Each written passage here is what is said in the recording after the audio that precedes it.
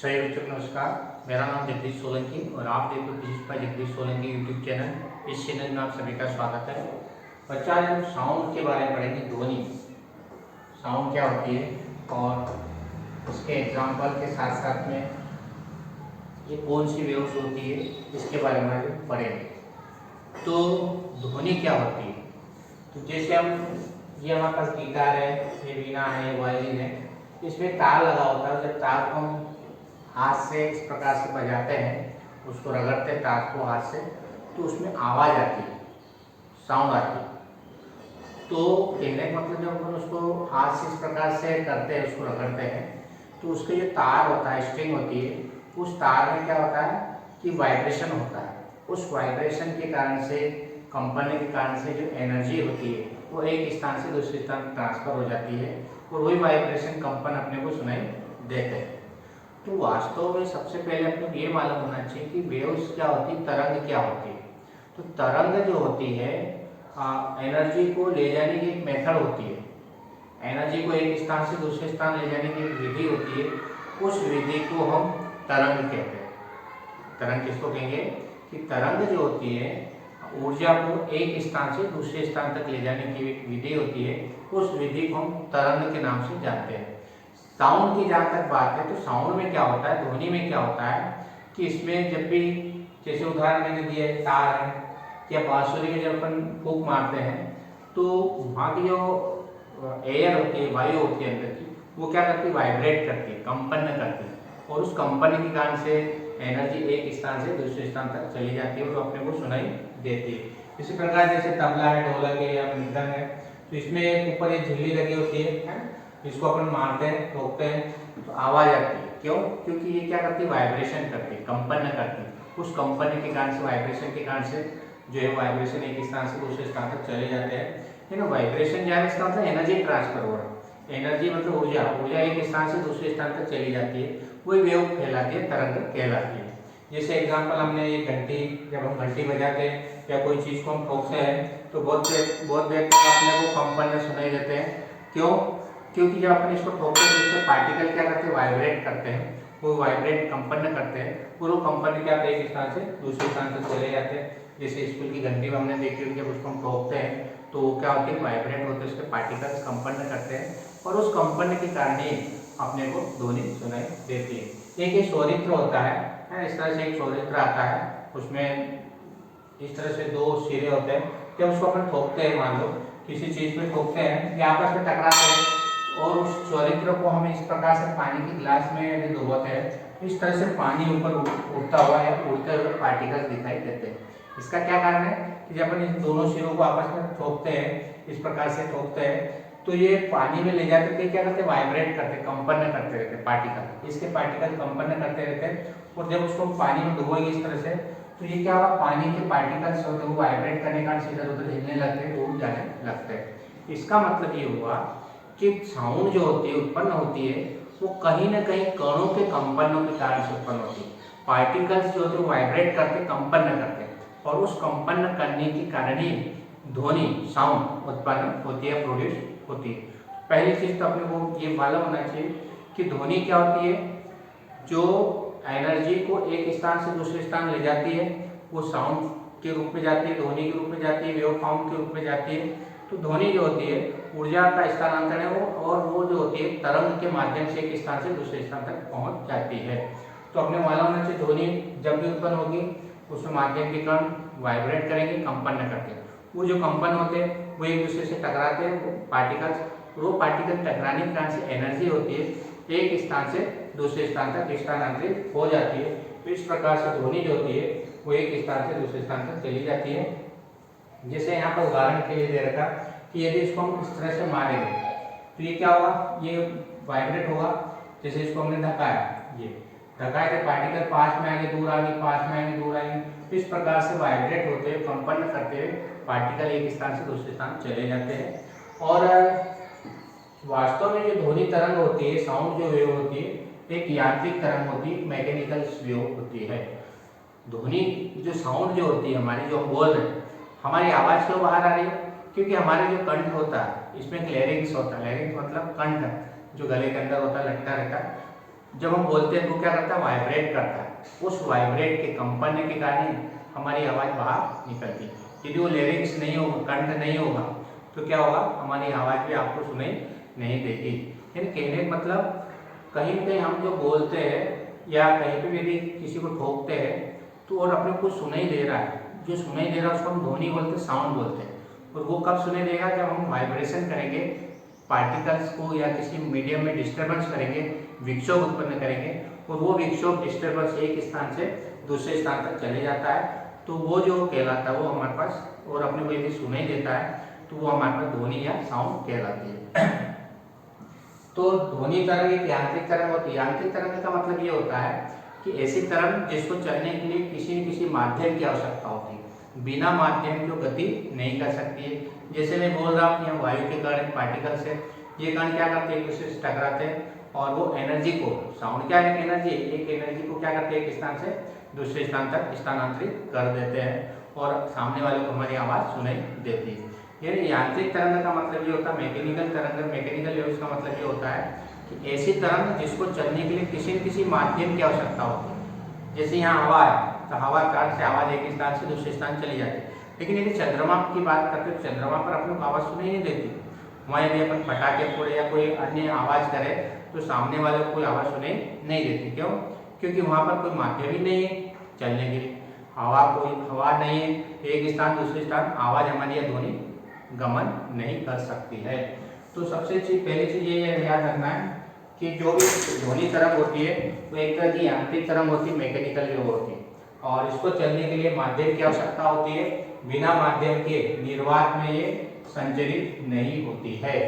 जहाँ हवा नहीं है वहाँ नहीं चल सकती है, ध्यान रखें। वायु का ध्वनि तरंग एक अनुदैर्घ्य तरंग होती है। सबसे मेन चीज ये होती है कि जो साउंड वेव होती है वो एक अनुदैर्घ्य तरंग होती है, लॉन्जिट्यूडिनल वेव्स होती है। अब लॉन्जिट्यूडिनल वेव क्या होती है कि जिसके कंपन इस तरह से क्या होते हैं, आगे पीछे होते हैं। ऐसी तरंग जिसमें तरंग आगे बढ़ रही है तो बढ़ने वाले कंपन क्या होते हैं, पार्टिकल्स के वाइब्रेट कैसे होते हैं, आगे पीछे होते हैं। तो ऐसी तरंगों को हम अनुदैर्घ्य तरंग कहते हैं। तो यहाँ जो कण के जो कंपन होते हैं वो आगे पीछे होते हैं। जैसे अपन इसको धक्का मारा तो ये जो पार्टिकल्स इसके लिए आगे पीछे इस तरह से वाइब्रेट करते हैं आगे पीछे, तो उसको बोलते हैं हम अनुदैर्घ्य तरंग। दो तरह की तरंग हम पढ़ेंगे, एक होती है अनुदैर्घ्य और एक होती है अनुप्रस्थ। अनुप्रस्थ में ऊपर नीचे कंपन होते हैं और अनुदैर्घ्य में आगे पीछे कंपन होते हैं माध्यम के कणों के। तो कि वास्तव में जो ध्वनि तरंग होती है एक अनुदैर्घ्य तरंग होती है और उसको चलने के लिए माध्यम की आवश्यकता होती है। एक यहाँ पर हमने बेलजार ले रखा है, एक जार ले रखा है जिसको हम बेलजार के नाम से जानते हैं, और इस बेलजार में एक विद्युत घंटी लगा रखी है और यहाँ पर एक कांच लगा रखा दिख रहा है और यहाँ पे एक स्विच लगा रखा। जब इस स्विच को हम चालू करते हैं और इसके अंदर हवा यदि भरी रहती है बेलजार के अंदर तो अपने को आवाज़ सुनाई देती है। और मान लो कि इस बेलजार में से हमने हवा, एक पंप होता है जिसको वैक्यूम पंप बोलते हैं, निर्वात पंप कहते हैं। इस पंप पर से इस बेलजार के अंदर, इस जार के अंदर की हवा फिर अपन बाहर निकाल लेते हैं। इसका मतलब अब जार में कोई हवा नहीं है, निर्वात हो गया, वैक्यूम हो गया। वैक्यूम का मतलब, निर्वात का मतलब जहाँ हवा नहीं होती। तो अब हमने क्या किया है, इस बेलजार में से हवा को बाहर निकाल लिया। पूरा एक पंप आता है, उस पंप की सहायता से इसकी हवा को हम बाहर निकाल लेते हैं। तो अब इसके अंदर हवा नहीं है। अब मान लो स्विच को चालू करते हैं, ये जो घंटी होती है ये अपने सुनाई नहीं देती है। इसका मतलब ये हुआ कि जो ध्वनि आ रही थी पहले वो हवा के कारण कंपन कर रहे थे, वाइब्रेट कर रहे थे, और उस वाइब्रेट के कारण से, उस कंपन के कारण से अपने को आवाज़ सुनाई देती थी। अब यदि इस हवा को बाहर निकाल लिया जाता है तो अपने कोई आवाज़ सुनाई नहीं देती है। ये हमारे पास स्वरित्र होता है जो कंपन करता है, जैसे कि यहाँ पे दिखा रखा, ये स्वरित्र है। इस तरह से दो सिरे होते हैं इसको हम टच करवाते हैं कि वाइब्रेट करता है, कंपन करता है, और वो कंपन जो होता है इस तरह से एक स्थान से दूसरे स्थान तक आगे बढ़ता जाता है। और ये जो कंपन इस तरह से आगे बढ़ता है एक तरह से अनुदैर्घ्य तरंग के रूप में आगे बढ़ता है।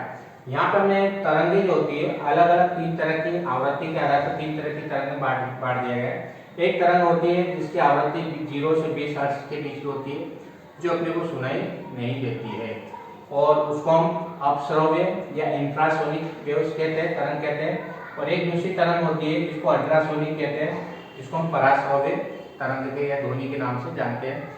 ये और ये अपने को सुनाई नहीं देगी, इसकी फ्रीक्वेंसी 20,000 हर्ट्ज से ऊपर होगी और जो सुनाई देती है अपने को वो 20 हर्ट्ज से 20,000 हर्ट्ज के बीच में होगी। तो अपने को ध्यान रखना है कि अपने को जो ऑडिबल होती है, जो अपने को ध्वनि सुनाई देती है, उसकी यदि आवृत्ति पूछी जाए, फ्रीक्वेंसी पूछी जाए, तो 20 हर्ट्ज से 20,000 हर्ट्ज या कह सकते हैं 20 किलो हर्ट्ज के बराबर होती है। किलो हर्ट्ज में कह सकते हैं, किलो मतलब 1000 होता है। तो 20 हर्ट्ज से 20,000 हर्ट्ज की जिसकी फ्रीक्वेंसी होगी वही साउंड अपने को कान को सुनाई देगी। उससे कम वाली भी नहीं सुनाई देगी, 20 हर्ट्ज से कम वाली भी अपने को सुनाई नहीं देगी, उसको हम अपश्रव्य कहेंगे। और 20,000 किलो हर्ट्ज से ज़्यादा वाली भी सुनाई नहीं देगी, उसको हम पराश्रव्य तरंग कहते हैं। अब वास्तव में जो ध्वनि तरंग होती है, जैसे स्पीकर है, माइक है, तो ये जो होती है इसके कर्ण के कंपन इस तरह से आगे पीछे होते हैं। और आगे पीछे होने के साथ साथ में क्या होता है कि जब पार्टिकल बहुत दूर दूर हो जाते हैं तो उसको नाम दे दिया हमारे पास में विल्लन बोलते हैं, विल्लन। और जब पार्टिकल बहुत पास में आ जाते हैं तो उसको बोलते हैं संपीड़न। तो यहाँ पर संपीड़न और विल्लन बनते हैं। संपीड़न किसको कहते हैं? जैसे पार्टिकल पास में आते हैं, जैसे ये अभी दूर दूर चले गए तो ये विल्लन कहलाएगा।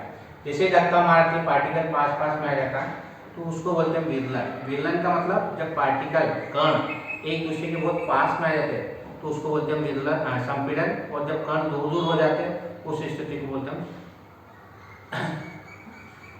जब दूर दूर हो जाते हैं तो उस स्थिति को बोलेंगे विल्लन। और पास में आएगा तो उसको हम संपीड़न कहते हैं। अब यहाँ पर जो तरंग बनती है, ये जो जा रहा है, ये हमारे पास डिस्टर्बेंस है, विक्षोभ कहलाता है। जब भी किसी माध्यम में विक्षोभ उत्पन्न करते हैं तो वो विक्षोभ क्या होता है, एक स्थान से दूसरे स्थान तक संचरित हो जाता है। और वो अनुदैर्ध्य तरंग रूप में यदि संचरित होता है तो आवाज अपने को सुनाई देती है। अब यहाँ एक चीज ध्यान रखना कि ये वाली जो पानी में जब पत्थर मारा तो वो इस तरह से आगे बढ़ते हुए तरंग दिखाई देगी। ये जो पानी के पत्थर वाली जो तरंग होती है वो कहलाती है अनुप्रस्थ तरंग, उसको बोलते हैं ट्रांसवर्स वेव। जैसे ये इस तरह से ऊपर नीचे चलती है, पानी में जब पत्थर मारते हैं तो पानी के कण जो होते हैं इस तरह से ऊपर नीचे कंपन करते हुए आगे बढ़ते हैं। तो ये तरंग जो सुनाई देती है वो अनुदैर्ध्य तरंग होगी। और ये जो पार्टिकल जो इस तरह से ऊपर नीचे कंपन करते आगे बढ़ेंगे ये अनुप्रस्थ तरंग के होते हैं। मतलब जब माध्यम के कण यदि ऊपर नीचे कंपन करते हैं तो वो कहलाते हैं अनुदैर्ध्य, अनुप्रस्थ। अनुप्रस्थ में कण ऊपर नीचे गति करेंगे, इस तरह से ऊपर जाएंगे नीचे जाएंगे, ऊपर जाएंगे नीचे जाएंगे, और इस प्रकार से तरंग जो होती है एक स्थान से दूसरे स्थान तक चली जाती है। और अनुदैर्ध्य तरंग में कण कैसे करेंगे, आगे पीछे कंपन करते हैं, आगे जाएंगे पीछे आएंगे, आगे जाएंगे पीछे। जैसे इसको हमने धक्का मारा तो ये पार्टिकल्स क्या हो रहा है, आगे जा रहे हैं पीछे जा रहे हैं, एक ही लाइन से आगे पीछे कंपन होते हैं, तो वो अनुदैर्ध्य तरंग कहलाती है। और एक चीज नोट कर लेना कि जो ध्वनि होती है हम जो बोल रहे हैं ये अनुदैर्ध्य तरंग होती है। इसमें कण, हवा के कण कैसे कंपन करते हैं, एक दूसरे से आगे टकराते हुए आगे बढ़ते हैं और वही कंपन अपने को सुनाई देते हैं।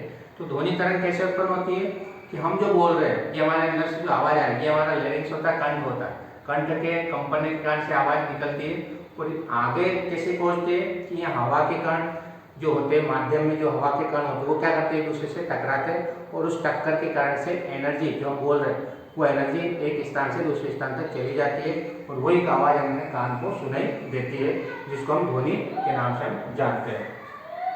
अब यदि हम किसी ठोस की बात करते हैं तो ठोस में ध्वनि की चाल लगभग 5000 मीटर पर सेकंड होती है। सबसे ज्यादा ध्वनि चाल ठोस में होती है। पानी में 1500 मीटर पर सेकंड होती है और एयर में 340 मीटर पर सेकंड के लगभग होती है। लगभग 20 डिग्री सेंटीग्रेड के ताप पर होती है। टेम्परेचर चेंज होता है तो ध्वनि की चाल भी बदल जाती है। तो सबसे ज्यादा स्वाभाविक में होती, ठोस में होती 5000 मीटर पर सेकंड, पानी में 1500 मीटर पर सेकंड के लगभग और वायु में 340 मीटर पर सेकंड के लगभग होती है। सामान्यतः 0 डिग्री सेंटीग्रेड ताप पर वायु में जो तरंग की चाल होती है, ध्वनि की चाल होती है 332 मीटर पर सेकंड के बराबर होती है। तो इस तरह से ध्यान रखना कि ध्वनि तरंग एक अनुदैर्ध्य तरंग होगी, उसको चलने के लिए माध्यम की आवश्यकता होगी, बिना माध्यम के गमन नहीं करेगी। और ध्वनि तरंग उत्पन्न करने के लिए कण के कंपन होते हैं, माध्यम के कण कंपन करते हैं, उसको अपने को डिस्टर्बेंस करना पड़ता है। और वो डिस्टर्बेंस क्या होता है, एक स्थान से दूसरे स्थान तक चले जाता है कंपन करते हुए। और डिस्टर्बेंस की जो गति होती है उसको हम तरंग कहते हैं और वही तरंग अपने को सुनाई देती है। यदि वीडियो आपको अच्छा लगता है तो आप इस चैनल को सब्सक्राइब करें, अपने दोस्तों के साथ वीडियो को शेयर करें और बेल आइकन के बटन को प्रेस करें ताकि आने वाली वीडियो की नोटिफिकेशन आप तक पहुंच जाए। धन्यवाद। जय हिंद, जय भारत, वंदे मातरम।